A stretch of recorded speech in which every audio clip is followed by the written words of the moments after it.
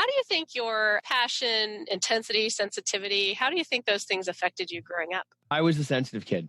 I was the kid who was afraid to disappoint an adult.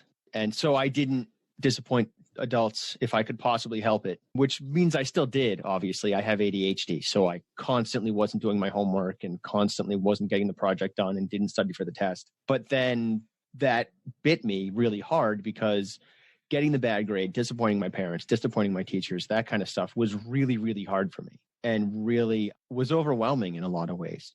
And half the time it was in my own head. Like I was catastrophizing and thinking this person was never going to like me again, or my parents may as well just hate me and that kind of stuff. I remember I got grounded once because my dad just picked me up at the mall, my friend and I just had gone off to find something and was late to my dad picking me up by a half an hour, maybe enough time that it was a big deal. And so my dad grounded me for the rest of the day. And I remember going into my room. I had to have been 5th or 6th grade. I'm in my room and there's a TV and there's a radio and there's all this stuff. And I'm like, I'm grounded. And I just took all of the stuff out of my room. It's like, I shouldn't be allowed to have fun things in my room if I'm grounded. Like, that doesn't make sense. And I wasn't trying to be a jerk or make a big deal out of it. I wasn't trying to make a scene or a statement. I was just like, if I'm punished, I should be punished. And if there's a TV in my room, I'm going to watch it. So I should get the TV out of my room. So that's the kind of sensitive kid that I was.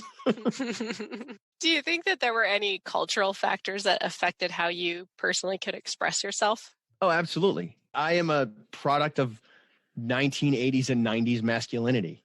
I am a recovering toxic masculinity dude. And in stupid ways, too. So, like, I grew up on Sylvester Stallone and Arnold Schwarzenegger and those kinds of movies, right? Like, that's what a man is. Rawr, Hulk Hogan. And I'm not a big dude. And I never got into bodybuilding and stuff, so that didn't happen. But that whole idea of, like, you should be tough and and not really being that. I mean, I'm a brown belt in Kempo and I can handle myself. But I'm not, like, this aggressive alpha male. And I remember as a kid, I wanted a Cabbage Patch Kid when that was cool, right? Because I've always had a nurturing side. Like I wouldn't be an ADHD coach and a teacher if I didn't have a side of me that was pretty solidly nurturing. And my sisters made fun of me. They're like, oh, you want a doll? And I think that they would be flabbergasted to know that they did that because now that's not how they would roll anymore. But they're like 8 and 9 years older than me. And they gave me grief about wanting it because they were like probably 15 or 16, I would guess, when that happened. So there's that sort of message of like, don't be nurturing. But then I had a bunch of younger cousins and I sort of watched them and babysat them. And that was when I started to learn how to work with kids. And I loved doing it. And my mom supported that. My mom was a nurse. So she's got that caregiver side. I totally get that from her. And so those sorts of cultural norms came in. I can see that in my family. We don't talk about stuff in my family. You just kind of like let people have their internal thoughts. They can just have those and we don't need to share them. So I got really good at figuring out people's internal thoughts, right? I'm sure that's part of my sensitivity and concern for upsetting folks. I became a mind reader almost literally, and not in a toxic way. Just like, oh, this person feels like that, probably because of this, this, and this. So let's just avoid that, or let's address it.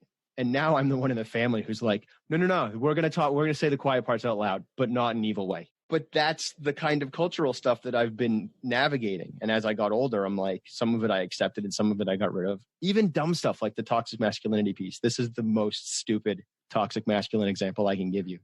When I was in high school, we had an ice cream shop right next to my high school. And sometimes at the end of the day, or even between classes, if we were feeling rebellious, we'd go and get ice cream. All of the girls I knew got mint chocolate chip. And in my head, I decided that was a girl flavor because I was an idiot 16-year-old boy. I was like, can't eat that because that's for girls. And then I didn't think about mint chocolate chip again forever until I had kids. And Nate loves mint chocolate chip. And I remember he was like, I want mint chocolate chip. And I had this knee-jerk response of like, he can't get mint chocolate chip. That's a girl flavor. And then I was like, that was the stupidest thought I've had in like a decade. Like, what is that? I'm really glad I didn't say anything out loud. And I've since like mint chocolate chip is delicious. It's great. I don't like it any more than 3 or 4 spoonfuls. And then it's just too much mint for me, but it's really good. And I'm like, I can't believe I didn't experience mint chocolate chip because of Rambo.